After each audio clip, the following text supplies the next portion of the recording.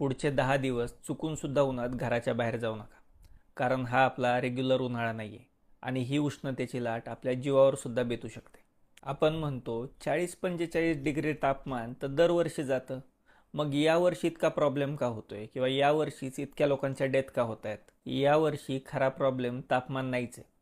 त्या उलट आपल्या शरीराची स्वतःला थंड करायची क्षमता ही बंद पडतीये. आणि हे होतंय कशामुळं? तर याचं उत्तर आहे सुपर एल निनो इफेक्ट.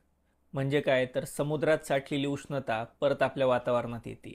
आपले समुद्र आणि त्यातल्या त्यात पॅसिफिक महासागर जवळजवळ 90% एक्सेस हीट ही स्वतःत ॲब्झॉर्ब करून घेतं. पण आता हीच हीट ते आपल्या वातावरणात परत रिलीज करत आहे. आणि त्यात वाऱ्याच्या बदललेल्या दिशेमुळं ही सगळी हीट आपल्या भारताकडे येते. आणि याच्यामुळेच आपल्या भारतातले शहरं भट्टी बनत चाललेत. इतकंच नाही, यावर्षी वेट बल्ब टेम्परेचर हे 35 डिग्री सेल्सिअस आहे. म्हणजे दरवर्षी 45 डिग्री तापमान असेल तर आपल्याला घाम येतो आणि या घामाची वाफ होते आणि आपल्याला थंड वाटतं. पण यावर्षी 35 डिग्री सेल्सिअसलाच वातावरणात ह्युमिडिटी इतकी जास्त असल्यामुळं आपल्याला घाम येतो, पण ह्या घामाचं इव्हॅपोरेशन म्हणजे वाफ होऊ शकत नाही आणि त्याच्यामुळंच आपलं शरीर स्वतःला थंड करू शकत नाही आहे.